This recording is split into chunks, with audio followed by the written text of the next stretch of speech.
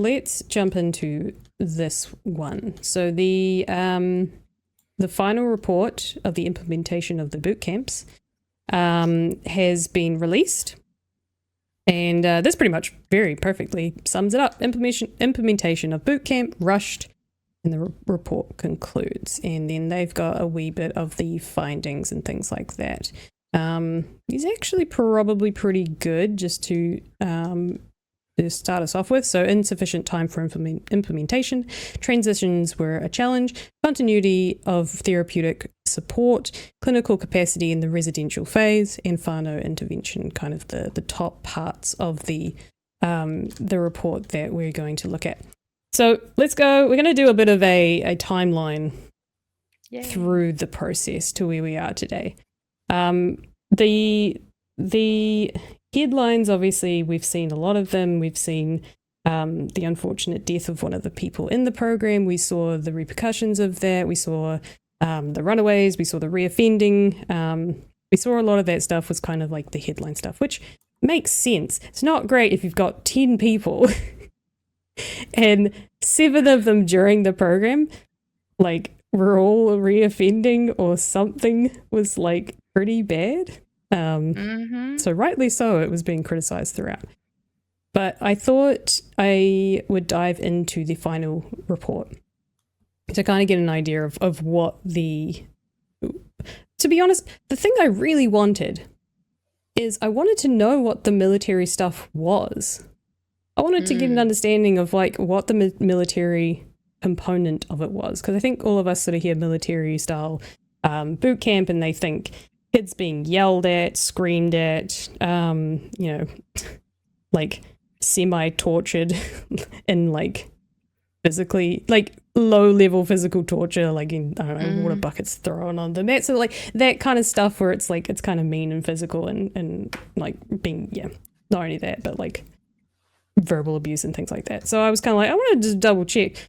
But interestingly enough, in the final eval, there is almost no critique on the military style stuff specifically, which is quite interesting. But I did eventually, looking back a little bit further, actually get an understanding of what military style implementations they actually, like what they actually implemented from the previous programs and also from the voluntary, LSV. I can't remember what it's. Oh yeah, LSV, Limited Return Service Volunteer. Yeah, something like that, which is another sort of bridging program that the Defence Force offers, kind of adjacent to the Defence Force of sorts. So done a wee bit of a deep dive for you. So I'm going to take you back through time and we'll get a better sort of bigger picture of like where this report has kind of come out of.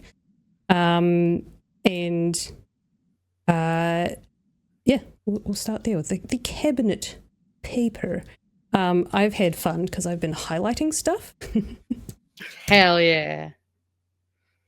Which makes for a fun time. So we all kind of know. Also, I might be missing like little bits and pieces because this is not really my forte. This is probably someone who's like, oh no, you should look at this first and look at that first. But I've kind of just go to the report and then it's got links and I kind of followed back. And this is where I ended up with things. So we'll start with the cabinet paper. The cabinet paper is in my notes. And I've highlighted things. I've highlighted things. I have highlighted things. Wait, is this? That's not page 3. It is page 3. Is there more than one page 3? There's more than one page 3. Thought I was going crazy. Oh, okay. So, the broad design of the MAC military. I've not seen that one. Military Academy? I don't know. What is MAC? They didn't put what MAC is. Hang on. Now I'm curious. I remember seeing military style something. Where's the MAC? No? Okay, well, military style academy. I can't remember what the You know what? Never mind. I don't know. You may see. It's basically talking about the program that run from like 2010 to 2016, I think it was. All right. So the broad design of the MAC program in New Zealand sought to limit the extent of military component as compared with similar programs overseas and increase the use of educational programs and programs with a youth focus. So this was the one that was back in the day that was between 2010 and 2016. So I think overseas they've been a lot more military focused, a lot more of the yelling and screaming and things. And our program was supposed to be a little bit, away from that, which just about every report there is out there says that the military style approach does not really work. So the evaluation of the MAC2 found the residential component of the MAC improved the attitude and motivation of young people to address their offending. However, a lack of robust support that addresses the cause of the young person's offending meant improved outcomes were not realised to the extent they might have been, indicating a community-based program may also be required once the young people leave the residence to provide enough time for effective support and be delivered in long-term behaviour change for the young people. A lack of transitional support and intervention with family and whānau were also identified as shortcomings. Transitioning young people back to their families and communities from Christchurch, which is where the program is run, was cited as a particular difficulty. 73% of those on the program were from the North Island, which makes sense. Okay, you're sitting in Christchurch, you're not from Christchurch, you're not from the South Island, so not really a great place to be released to or having to move back to a different area. So there were key lessons from what works from that program. So this is, by the way, this is the cabinet paper. So this is what the cabinet identified before they'd done any of the design stuff. This is like, we're looking at what was the program that existed before. We're looking at what came out of that, what their learnings were, which is going to inform the next. Thank you. Military style activity camp. It's a nice word for it. So what were the key lessons and what worked from the original program? So a comprehensive assessment of suitability needs and criminogenic factors prior to selection is needed. Providing a comprehensive and multifaceted intensive academy component curriculum that incorporates and integrates military-style elements as well as therapeutic, educational, vocational, cultural, life skills component is key to this success. Intensive case management and transitional support, including ongoing training, mentoring, and support for the teenagers and their family and whānau, provide for support for not just the teenagers, but the whānau and siblings at the earliest opportunity and continue this through the transition and support phases. Effective responses to reoffending are needed and should be considered in advance, as there is often a path towards dissonance of less serious and less frequent offending, rather than all offending stopping immediately. So this is really interesting as well, because I think I remember hearing that I remember someone saying, and I don't know if this happened after the report, and I don't know if this was different what was said prior to these reports coming out, but someone clarified that the objective of the program was not to have zero reoffending. But I don't know, but I think there's a sentiment between all of us, especially in the community, that we've had the likes of Luxon saying we want to stop reoffending. Mm-hmm. So in a way, the government's saying we want to see no reoffending. We don't want this program to work. There should be no reoffending. And yet there's kind of been a reclarification of that was never the objective, which is true. In here, it's actually not an objective, and that's because it can't really be. From all of the comments that I've read throughout this, reoffending is kind of it's an inevitability, but it's about getting less and less people reoffending or on lesser charges or, it's hard. It's a hard life to get out of. And I think a lot of people who are empathetic and kind of understand that situation would probably understand why. So the key objectives that were identified, though, were make a difference. So immediate and long-term positive outcomes, for the teenagers, the whānau, the communities, and the residents. Through their residential and community academy experience. Design and deliver a military-style academy. So this is identified throughout of like, deliver a military-style academy. They've been very clear on military-style academy, which I don't know if that's come from the directive of like, one of the campaign promises is we're going to do a fucking boot camp. And it's like appeasing that part of thing. But this is like, the clear objective is deliver a military-style academy. Prove the concept, which is an interesting way of putting it. Prove the concept works as opposed to test the concept. Prove the concept, test and evaluate key aspects of delivery to enable an informed choice about a scaled and enduring military-style academies program, and keep teenagers and the pilot staff communities safe. So obviously that makes sense. Do I have anything else on this? Yes. So I'm highlighting these ones because this has, and that also said it before as well, of like implementation and the transitions is where they failed. So in this cabinet paper, they noted that the transition to community was one of the most important parts. So the transition stage ensures accountability to ensure that the plan for the teenagers who immerse back into the community is implemented and agreed. Transition plans will be developed with support from family and communities. Support from family and communities, it's interesting. For rangatahi Māori, transition plans will include input and support from whānau, community and iwi in consultation with their marae as appropriate. It is intended that the intensive case management will continue for up to 10 months to support the teenager to return to a safe, stable, loving environment. There will be a focus on continued education and or employment as well as pro-social networks in the community. Keep that in mind as well. So this is before all of this. This was the intention, was these things. They understood that these were the things that they needed to focus on. These are important. I want to know what all the redacted are. I would love to know all the redacted stuff. So they understood what the failings of the MAC program was back in 2010 to 2016. They knew where the failings were. They knew where they needed to step up and do better for this to be successful. Keep that in mind. Another thing that I thought was important to look at is the regulatory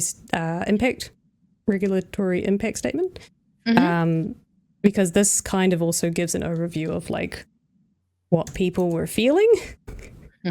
And as always, I suppose most kind of regulatory impact statements kind of are a bit limited, but the analysis of this document has been limited by constrained time frame, the 100-day plan committed to begin work to crack down on serious youth offending, quoted. While the YSO declaration and MSA orders were not fully developed within the 100-day plan timeframe, they were heavily influenced by that timeframe and the direction for legislation to be designed, introduced, and enacted before the end of 2024. So that 100-day timeline, crack, get it done. This means that the policy was developed at pace with the scope heavily influenced by ministers. With those constraints, and those constraints limited the options that officials were able to consider. This means that in some areas, alternative options were not considered. While we have not had time to draw deeply on other countries' experiences with similar regimes, we have looked at experiences of Australian states as well as drawing from research on MSAs, including prior experience in New Zealand. Narrow scope option development was heavily influenced by ministerial direction, statements and manifesto commitments, which all provided the framework for the design process. Ministerial decisions in January 2024 also meant that non-legislative options for developing, I don't 100% know what this is talking about, but this whole thing, were removed from consideration, as well as other options such as operating a MSA program as part of an existing youth court order. Design parameters were therefore limited. Limited consultation. So timeframes didn't allow for consultation beyond government and agencies involved in implementing proposals. And this is like everyone. Yeah. There has been no engagement with young people and their families who would be most affected by the proposals. In particular, there was no engagement with rangatahi and whānau Māori or with strategic iwi Māori partners of Oranga Tamariki to understand the impacts on Māori and to identify mitigations. There has also been no consultation with other impacted populations or engagement with victims. The select committee process will provide an opportunity for input by members of the public. I didn't find that document though. Just keep that in mind, what I've just said there about the engagement with Māori and iwi. What engagement? Very, very important to remember. And then my favorite little table as well is the plus minus one. Not great, guys. Right. It's not great. That's so status quo, I think, is non-legislative response preferred by officials. Zeros across the board because it's just kind of, I don't know if that's always the case, but null and void. Option 2, public safety, was kind of null. Everything else was minus, minus, minus, minus. And this is in the categories of human rights, efficiency, and te tiriti, all had negative. So that was to option 2, which was second preference by the officials, which was a moderate legislative response. Option 3, enhanced legislative response, which is the ministered preferred. And that's even further down the list of minus, minus, minus, minus, minus, minus, minus. Yeah. So not a great thing. -7 versus -4. That's pretty bad. A lot of negatives. I'll be honest, I don't 100% know how these work, but I've seen a few of these before, and it's not a great looking thing. Yeah. And then analysis of the preferred option. Officials' preferred option would be to retain the status quo, although officials note that the status quo is not providing sufficient responses to the small cohort. And the status quo also risks future engagement with criminal justice system as behaviour is not resolved. However, the status quo would support an operational response that focuses on addressing the behaviour of young people whose offending is serious and persistent, such as intensive case management, or additional rehabilitative support for those young people who offend seriously and persistently. There would be costs associated with such operational improvements. So status quo or status quo with operational improvements with the current system, because that kind of makes sense. If the current system is not working but people in it kind of understand where the failings are, give them more money, give them the time to figure out how to fix it. So, I'll go more here. While the difference between options 2 and 3 may seem relatively minor, overall they may increase public safety, at least in the short term. But the minister's preferred model option 3 may not increase public safety in the long term if a young person is likely to be brought deeper into the youth justice system due to these interventions. Bringing young people deeper into the system increases the risk of further reoffending and of offending continuing into adulthood. And I think we also know about this as well. I think we've kind of come across this before. We've had guests on the show. Tamitha talks a lot about the same. poverty to prison pipeline. Yeah. It's a big where sending people to jail is kind of like is like gang recruitment as well and that sort of thing. So you're just making better criminals for sure. Yeah. So that's the cabinet paper and what they wanted, what they understood about what the improvements needed to be. This is the regulatory impact statement saying, hey, what you're proposing or what you want to do from your ideological point, your little policy that you've thrown out there and said, bootcamp, military style academy. Maybe not so great. And then we move into the post-resident evaluation. So this is the evaluation that came straight after the residential program. So the program was split into 3.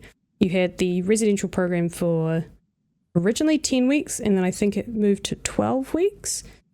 Then there was a small transition into the community side. Actually, no, I think it was the assessment phase, so finding the teenagers. Then it was the residential phase, then it was the community phase. was Makes how sense. it was structured.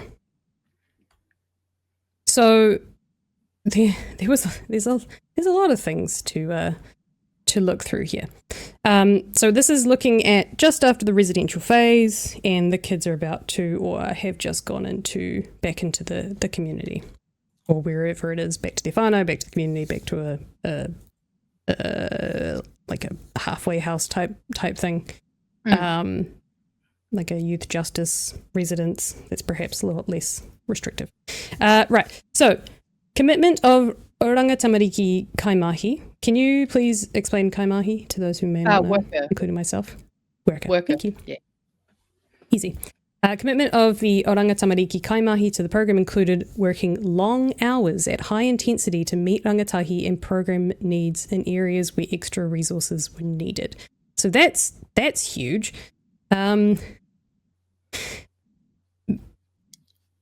Yeah, that doesn't sound great to start with, even though I think it was somewhat, like, I think this is underneath the, like, things that were, identified the following factors as underpinning MSA effectiveness and key points of difference from other youth justice residencies. Commitment of Oranga Tamariki Kaimahi to the program, including working long hours at high intensity to meet rangatahi and program needs in areas where extra resources needed. That's like, this fucking props. Like, you should get a raise for that. There's like... Way to put overworked and underpaid into your fucking CV. Like, damn. How to put it into a report that makes it sound like they did extra high intensity work for long hours. Well done, them. This Congratulations. Is one of the KPIs. Well done. Great work. This is the thing that we come back to as well that I pointed at before, was about the Te Ao Māori part of this, and where Māori, just in general, was kind of a secondary thing, which is quite sad. And this was reported after the residential program, so they kind of already knew about this. But Te Ao Māori and the contribution from tangata whenua are essential. The first cohort were all Māori. Oranga Tamariki data expects subsequent cohorts to be, on average, 84% rangatahi Māori, which that in itself is really sad. There is an opportunity to build a program of Te Ao Māori rather than add cultural components to mainstream program. The limited time availability for the design of the MSA pilot highlights the need for flexibility, responsiveness to change, and incorporating evaluation learnings into the programs for subsequent MSA cohorts. Again, they knew this. Mm-hmm. They identified these were some of the issues. This report has been a lot more clear in saying that specifically the cultural parts, and especially the Te Ao Māori parts, needed to be from the beginning more foundational. And some of the people that speak later speak to this. The government requirement to design a military-style academy disrupted usual processes and resulted in a new model for supporting repeat young offenders. Early indications support the ongoing refinement of an MSA. It's a very, very nice way of saying that. So this gives an insight to the timeline that they had. So Oranga Tamariki completed the high-level design for the MSA pilot in March 2024 and commenced the residential phase for the first cohort in July 2024. The time available for the design and moving from design to implementation was very limited. We're talking 3 to 4 months. That's insane. Mm-hmm. I know we're only talking about 10 kids, but like it's still... It's a very short time frame to do this. Mm-hmm. Well, to do something that's actually going to make a positive difference, which this is never going to. Yep. So design work drew on existing evidence alongside government intent. This is also another really nice way of saying it. The evidence supported a therapeutic approach built around good programming for rangatahi and intensive support through transitions to the community. So this is from an Oranga Tamariki stakeholder that says, it was a good balance of political intent with some success and making it a bit more evidence-based and giving it a kind of a core of practice and responsiveness that it might not have otherwise had. Read between the lines. Mm-hmm. There was a good balance of political intent, the directive from the minister about what they wanted, their military-style boot camps and what they were saying it was going to achieve, and then all of these organizations, if you read through these reports, it screams out that all of these organizations, all of these people behind it, were working their asses off to make sure that it was a program that was actually good for the kids. Like, this is what I'm reading when I'm reading a lot of this stuff. The comments, the failings that they found, the things that need to be improved, all say the same thing of, like, they wanted military style boot camp. We wanted a good program. And actually, this was an opportunity to do that, to have something that was not the status quo, that was very different. But it was just developed incorrectly. It was rushed, not a lot of time, and like the people that were missing from the beginning is not great. For example, Rangatane Iwi could have brought significant experience and expertise to the design process as a whānau ora, health and social service provider working in youth justice. What Rangatamariki recognised it should have involved Rangatane Iwi earlier. Rangatane Iwi has been generous in moving past these early challenges and contributing to the MSA implementation. Rangatane experts sit on clinical advisory group and it provide direct feedback to Rangatamariki and MSA leadership. Rangatane also stepped in to deliver some of the program components most valued by rangatahi, such as the noho marae, I think those are marae visits, I believe. Yeah. And the aunties program, which is cool. I don't know what that is, but it sounds fun. And they continue to contribute to MSA throughout its implementation. So here's a quote from one of the community stakeholders. How we would have envisioned it to have unfolded properly if it was going to be in an authentic te tiriti partnership with tangata whenua, that they, o Rangatamariki, would have come up and met with us at least 6 to 7 months before the program was coming, and that we would have actually co-designed and co-written the program to be delivered. We would have had veto over anything that we didn't see was going to be right for our city or for the young men that were coming to undertake the program. Plain and clear. A breach of, I mean, not a directly legal breach, but a very plain breach of te tiriti and the idea of what it's supposed to be. You agree? Oh, yeah. I mean, also, even if you're just saying in general that you've got a consultation process and you don't consult people other than fucking ministers, like, and I'm assuming this isn't all the ministers, this isn't going to be like any good people. Oh, okay, cool. I put this in my notes and I can't find it, which is really annoying. That'd be good. Oh, I found my notes. They're at the top. Okay, so took me ages, but I did eventually find some of the breakdown. So figure 3 shows below the overall allocation of time to different types of activities in the syllabus developed by the MSA pilot design. So we have 25% military routine, 22% military style training. That's spelled incorrectly. Training.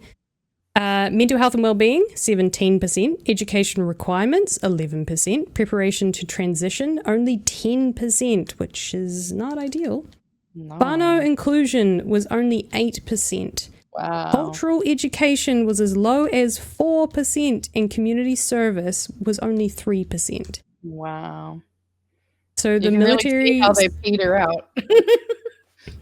So the top 2 things, the highest percentage was the military style stuff. But interestingly, in this report, it's almost minimally, if not ever mentioned. it's never mentioned as, it's mentioned a few times as maybe just like a general overall positive, but it does not, it doesn't come up in this report at all, because I don't think it was actually a key. It might have been a key part of its structure, but it doesn't seem to have been a key part, good or bad. It just seems kind of neutral. So it's really interesting that it's a whole, if I can do my math, 47%. Yeah, that's insane. It should not be nearly half of the entire focus. And like military routine is like, so actually they do go through, is it before or after this? There we go. So military style routine. So this is room tidying and maintenance and cleaning. I don't know why that's all it is. That's apparently 25% of the program. Okay. So it talks about the structure. I think everyone can kind of understand, like, structure is really good. It's an easy way to make the structure. It's about getting up and cleanliness and that sort of thing. So Kaimahi identified the military contribution as marching and military activities like obstacle courses and the emphasis on physical fitness. The cohort approached mirrored military training intakes in the LSV program, where groups spend intensive time together forming strong bonds and connections, maintaining a clear structure beginning with morning routine and physical activity and ending with a bedtime, allowing enough sleep and rest for recovery. Pride and self-respect expressed in cleanliness, tidiness, uniforms, and well-ordered living spaces. So I think we can all kind of envision that part of it. That kind of makes sense. And then also just to expand on the physical education side, so you got your drill and marching, physical training circuits, sport, outdoor activities, and gym work. And the rangatahi generally expressed that they actually quite liked this because, you know, kids are all into they're like looking good, working out. It's the cool thing these days to be hip and buff. And a lot of the mentors and stuff kind of, you know, yeah. Kaimahi, he's young, so talking about one of the Kaimahi. He's young, he's 30, he can relate, he looks young, he looks cool, he looks fit. They look up to people that give them those things because they want to get fitter, they want to get stronger. You see fellas that I thought wouldn't engage. So there you go. There are benefits to it. Absolutely. So they kind of generally speak positively about it. So that's good. But there's very little mentioned about it, considering it's 47% of the program. Which is interesting to me because it kind of seems foundational. And as I've read more and more and more, I understand, no, it's not. This is not an integral part of this program. I don't know if this is because it's kind of like this has been done before. We have a framework and we don't really need to comment on it. And we've kind of figured out the bumps in this part of the program. Or it's like we're just appeasing what the political side of like the ministers in there, and that's what they want to see. I don't know if it's because the program completely changed to more of a different kind of program. I don't know, and it still kind of bugs me because I don't see a lot of information critiquing this. Well, and I don't know if I'm just not seeing what I don't want to see, but I don't know. If you look at it, like the stuff that they're talking about is essentially saying you're taking young people who don't have a lot of structure or routine in their life and giving them a space to have that environment in which to kind of, like, there are definitely positives to, you know, getting young people together and putting them to do tasks together to form a little mini community. The problem is it all falls apart the second that they leave, because the good parts about it, they don't really give a shit about the good parts about it. Like, I think there was a comment here that I think kind of touches on something, just talking about kind of, I feel like a lot of this more conservative right-wing people who want to kind of put, you know, youths who are committing crimes into detentions because they want to punish them.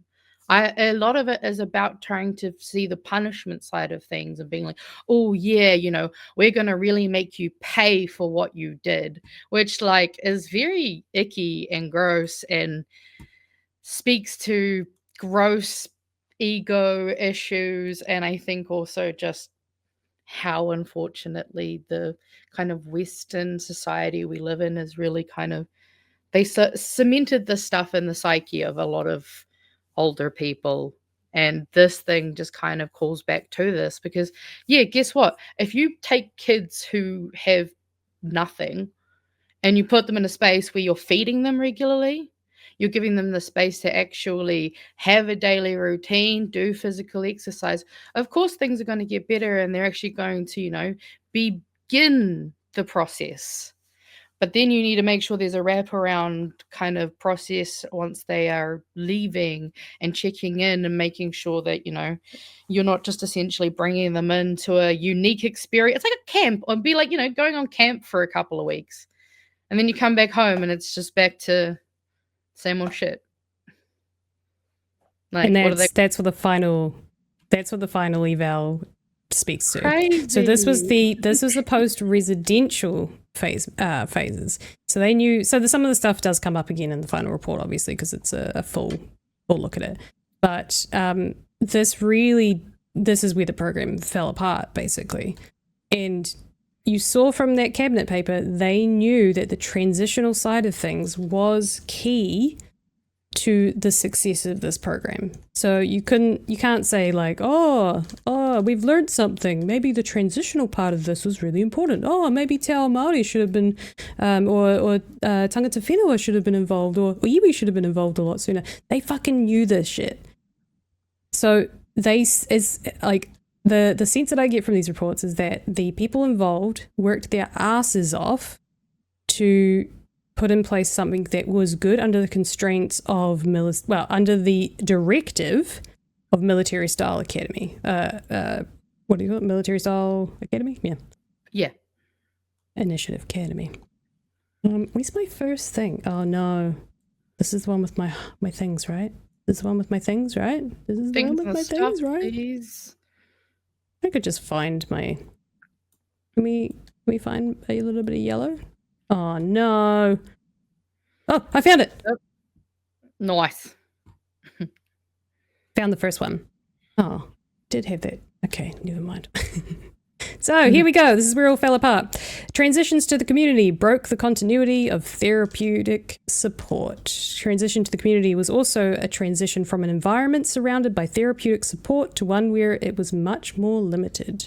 MSA residential phase clinical team was able to provide some therapeutic support in the community, but it was irregular because they had to return to their other roles. In some cases, support was in person, but often online. And Oranga Tamariki stakeholder says, we started that in residence and we did not carry those golden threads through to the community effectively enough because the transition hui were rushed. Why? Why were they rushed? Well, we couldn't invest money in that part. That would be crazy. Many of the community transition plans for rangatahi included activities to continue and connect with their whakapapa and their culture following their transitions to the community. Connecting with whakapapa required joint planning with whānau and whānau involvement, so took time to plan. Progress for many was disrupted by returns to residence. Later in the transition period, Oranga Tamariki provided funding for rangatane to visit rangatahi. It's crazy. They later provided the funding. And connect with rangatahi to carry that connection through into the community phase. This included visiting rangatahi who had returned to supervision and residence. Mentors and social workers could be sources of support for rangatahi connections with their culture and their whakapapa. Comment from social worker, I definitely think that there could have been more resource to make rangatahi and whānau connection to cultural side happen because there was a really cool cultural component of how they could reconnect how we could reconnect our rangatahi, but then funding was an issue, even though at the start we were told funding wasn't an issue.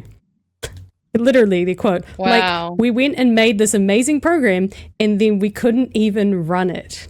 Fucking hell. Damning, what a right waste there. Of fucking time, money, and effort. Well, not a waste. It's not a waste that it exists now, but to just literally commission your own data and facts and go, no, I reject your reality and I substitute my own. Fuck you. And then, supported transitions aim to mitigate the risks of moving into the community and engage rangatahi in positive activities. And then some of the learnings, which we've covered already, about preparation for going into the community, preparation, moving from highly structured into the community, that sort of thing. More emphasis on that, which they knew, because it's in the bloody cabinet papers. They knew that was going to be such a key point, and they fucking didn't do anything about it. Oranga Tamariki organisation restructuring also disrupted the detailed planning required for the transition phase. You know those backroom staffers? You know all those budget cuts to government agencies? We've pointed this out before. We've looked at something which said I can't remember what it was that we were looking at, but something else was saying that the defunding of a lot of these, the budget, just the general budget cuts to a lot of these agencies, fucked up another part of the process of someone trying to do good, and then the government fucking them over because their backroom staff is just dumb. Yeah. It's the same backroom staff that would have been processing equity pay claims, Fun times.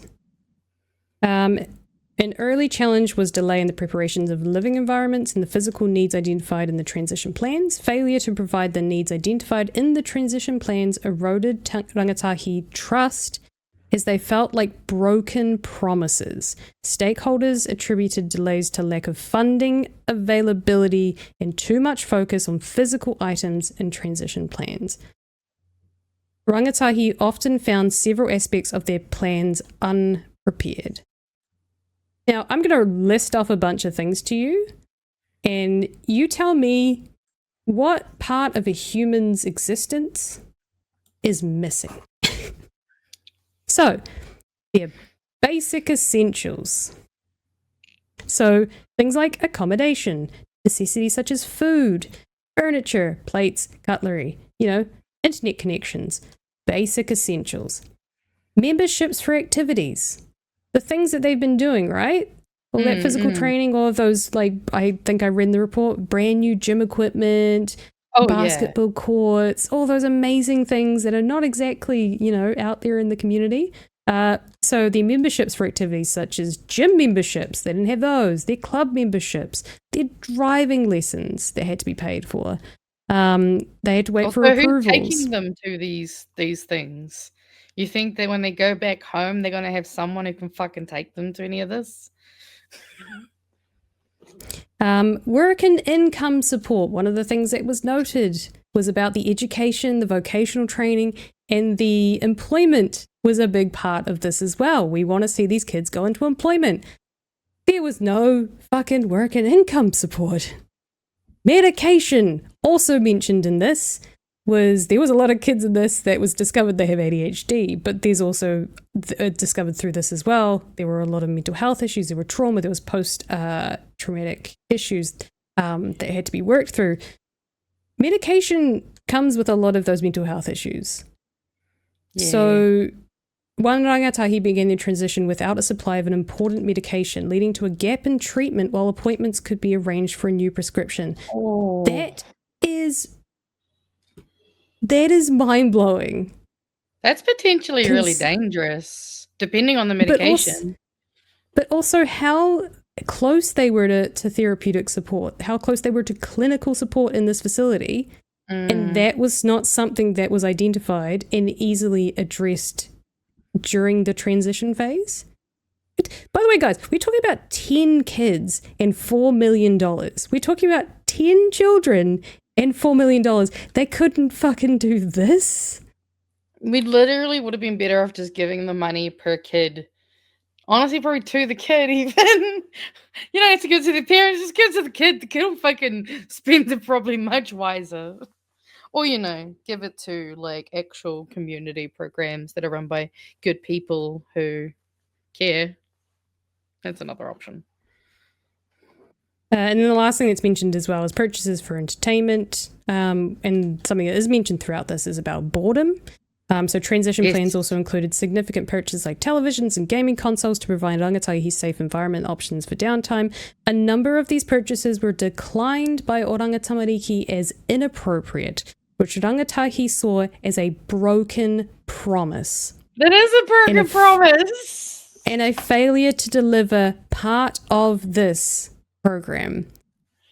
Ugh. Social workers and mentors, the people at the front line who have to look at them every day or every other day, social workers and mentors were put in a difficult position explaining why things in our rangatahi plans could not be delivered. I understand 100% why these kids would be fucking pissed if they come out of this program. Why kids come out of these types of things that are well-meaning and they're just pissed off at the world because it literally says a few times in this, broken promise. And these are kids who probably already have an insecure attachment with a safe family member who are already probably dealing with potential traumas of abandonment and all of this stuff that's only going to be fucking exacerbated by this. And also, because I imagine a lot of these kids, they might be a little kind of, I guess, resistant to go to these things. So if they actually open themselves up, and actually, like, it's a very vulnerable process for a kid who's essentially all of their bad behavior is just their ways of trying to, protect themselves and keep walls up. Like, for them to trust them and then to be told, you're going to get all this awesome stuff, don't worry, we're not just going to abandon you. And then, oh, sorry, what? I don't know what you're talking about. Who are you again? Like, it's disgusting behavior. Again, the highlight community transitions highlighted the need for strong connections between the residential and community kaimahi. Again, it was in the cabinet paper. They knew this was an area that needed a lot of thinking around, a lot of designing around, a lot of thought put into it about the transition. And I think a lot of us know that transition phase is really important.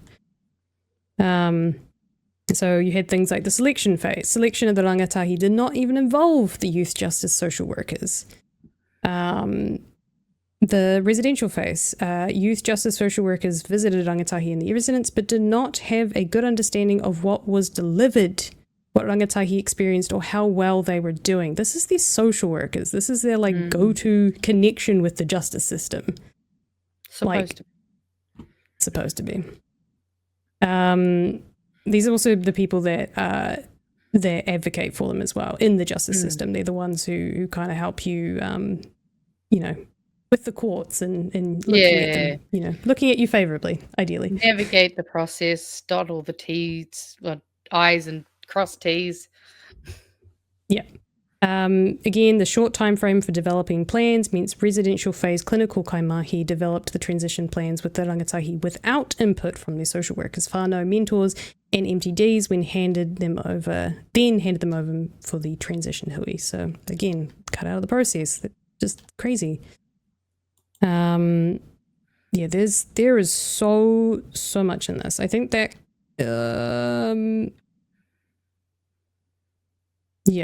I think that kind of covers the majority of it. I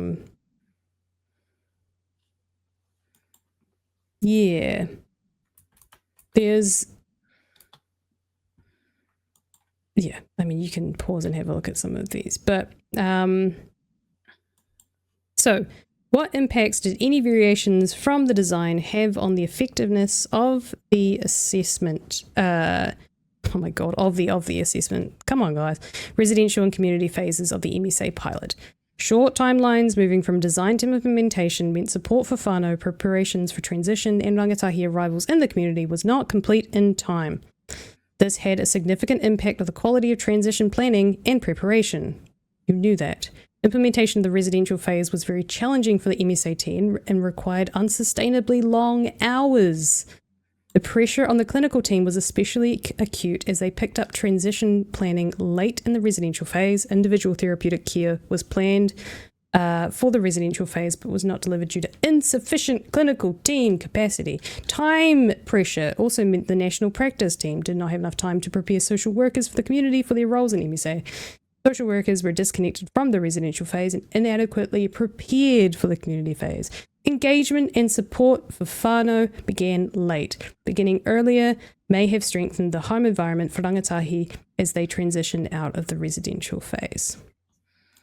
Now, there is something that is kind of key to all of this that I think I must have completely gone over, or I didn't highlight it.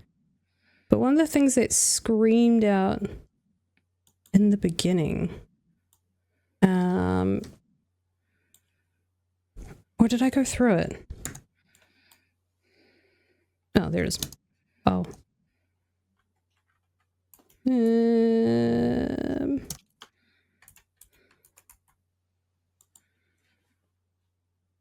Yeah, there we go. This is also, I don't know why that wasn't there. The cultural elements of the design could be strengthened to better meet the needs of rangatahi Māori. Kia and clinical kaimahi in the residential phase described the efforts made to include Te Ao Māori and Te Reo Māori in MSA. Kaimahi Māori valued these efforts but thought they did not go far enough, given all the MSA pilot participants were rangatahi Māori, and several were fluent in Te Reo Māori. Building MSA on Te Ao Māori rather than adding components in may have strengthened the fit with the MSA cohort and increased engagement. There was a line in here that was very damning. I don't know what happened to it. Ah, there it is. Okay, so MSA was not a kaupapa Māori program, but all MSA kaimahi brought Te Ao Māori and Te Reo Māori into the work they did with rangatahi. Many of the MSA kaimahi were Māori and brought their own identities, value and whakapapa to the program. The MSA rangatahi included several fluent Te Reo Māori speakers, and some had grown up attending ko hangareo and kaupapa. Kia and clinical staff described the efforts made to include Te Ao Māori and Te Reo Māori in MSA. Kaimahi Māori valued these efforts, but thought they did not go far enough to give the participants were rangatahi Māori. They saw an opportunity with this cohort of rangatahi to build a program with Te Ao Māori as a backbone rather than an addition to the program. I think I read some of that already, but maybe that was repeated. This is a nice little quote. It wasn't part of the foundation, the backbone that wove through everything we did. It became a program delivered on a Monday morning. It became a noho marae on 3 weekends. But unsurprisingly, a really key and important part of the program and piece we could have leveraged far more in terms of the boys' journey. I think that should absolutely be at the core of what we deliver and how we deliver it in terms of the kaupapa. I think a really clear kaupapa. Generally what he's saying, because this is direct quoting. Te Ao Māori should have been sort of the backbone from the beginning. And a real missed opportunity. Also, just something you said made my brain go, is this only for boys as well? So this is only brown boys. Okay. Yeah. Handpicked, by the way. Yeah, no, that just very slim.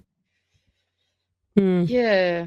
No, my brain just picked up on that. I was like, wait a minute, we focused on the Māori part, but did I just realize all the girls got left out? Girls can do crime, fuck yeah. And yeah, so some of the other things that they talk about is that the whakapapa part, the cultural part was all it was all missing. It wasn't enough of the part of the transitional plan. Sorry, I've been talking for a long time about this, but there's a lot to look at, and I think we generally get the idea that they knew what the issues were going to be. They knew where the failing points were. They knew where it was going to fail, and they did not give them the time. They did not give them the resources. They did not give them the funding to actually successfully deliver this program.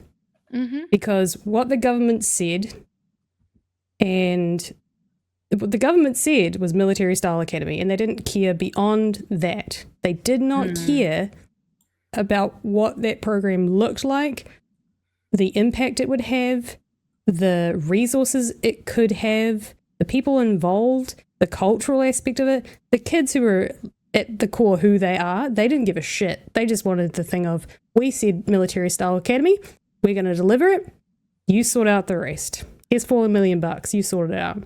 And there was people behind this program who worked their asses off to deliver something that was military style academy, but was actually a decent program and a step forward in the right direction. So I think as much as this is shit on the government, so fuck them for putting this out there, there's a tiny little bit of credit as to, like, you've pushed this kind of next step in something a little bit more crazy and a little bit more out there. But like 99% of my praise goes to the people who actually delivered this, because I think generally across the board, from what I'm seeing from these quotes, from what I'm seeing within where the failings were, is that they knew that this is where we had to put the work and effort in, and we're going to do the best we can to deliver it. Yeah. So, pucky. Well done to all the people who did the best they could with a turd. Yeah. Really can't. It's just like putting glitter on a turd. Yep. I also like this. I must be a bit behind, but apparently, Craig said that it would have been cheaper to limo them to a first class flight to stay at Eton College in the UK for a year and fly first class home and limo home. So, like, seems like there's a lot of ways the money could have been better utilized. I also thought this was a really good kind of comment here. 4 mil for an intake of 10 rangatahi, yet the coalition supporters were crying their eyes out about Māori consultancy gravy trains. So that's the thing, is it's only a gravy train when it's the brown people doing it. When white people do it, it's just hustling. It's just that grindset mindset. But actually, Peter Symes reminded me of something. Outward Bound, I remember that being a program, like, and again, because there's a few comments I think I saw earlier as well that talked about the fact that research shows that the only times that these types of, I guess, camps work is when people volunteer for them, because they're going in with the right mindset. They know what they're kind of going in for. And also, if we had things like Outward Bound, if we could have our, young people actually getting access to this, honestly, probably even before, like, surely we should be able to start integrating some of the things we know about, how to help troubled young people from a lot earlier stage as well. Like, we need more third spaces for young people. We need like the actual social and like environmental infrastructure to be able to support these kids as well, because often, like you say, like even say with the fireworks thing, it's different when you live out in the burbs to when you're in the city. Like, there are a lot of just things that we could be providing for kids to help stop this type of thing. Another thing on the funding side is this is really interesting as well, as the breakdown of the funding. I don't know where in the process this is, but the establishment, which I agree, the program management, the evaluation, the training, the staff, the fit out, all that sort of stuff. 1.8 million. That makes sense. You want a good, solid foundation to implement and get this all up and running, and the good, all that sort of stuff. The running cost is tiny. So 1.8 million versus 700,000. And then the community-based, this is where it's really interesting. So the community-based support post the residential component, they put 1.5 million of the budget to that. So equal to the establishment of it, they had in the community-based support. But that is where it failed. Throughout the report, couldn't access the clinical help. Couldn't get my PlayStation because that probably would have, given me something. Couldn't get my gym membership. So what the fuck did that 1.5 million do? Where did it go? It would have been administration bullshit. Like, I mean, that's probably the thing, is they would have had No, because someone mentioned in the report that administration, a dedicated administrator, would have helped with a lot of stuff. With getting invoices paid. Like, that's the thing. They didn't have an administrator? No, they didn't have a dedicated administrator. So they had to go through like the general oranga tamariki processes. Oh, Whereas well, if they wanted to deliver a good program, they could have had a dedicated person within Oranga I would have Tamariki. thought that would have been a part of your establishment fucking costs, wouldn't it? No. And like I looked at it, when I was searching for that, I saw it before. Is that most of the cost reduction is associated with using internal staff instead of recruiting new external workforce as originally planned, and scaling the project management and administration costs. They fucking. What did they expect? This could have been an easy fucking win. This could have been a win for them. Honestly and truly, this could have been a win for them, and they fucked it up. I don't know if they fucked it up though. Someone said earlier that these are the headlines they really cared more about, because this is the thing, is that they're still painting these young offenders as bad people because, oh look, they're still doing bad things after our boot camp. With like, you can't fix these brown kids. They're just right? criminals See, for life. We spent all that money and look, they're still like, it's just so fucking just shameless. And it's frustrating to think how much, because actually, that was one of the other comments that I think Gary pointed out, is that we're spending what, $400,000 to traumatize these kids. That's like sadistic. And also, I want my money back. I don't want to fucking pay to do that to kids. I would prefer they had better school lunches and support systems.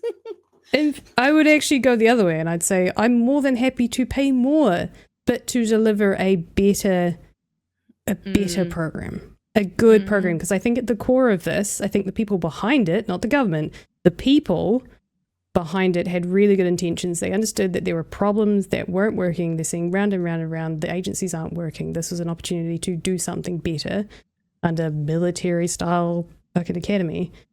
And the government fucked them. But I would be more than happy to pay a little bit more and help them deliver a program that actually could help people, help kids, get them out of that poverty cycle. But I think you also make a good point of like, you know, what Tamitha said, like the poverty cycle begins much earlier.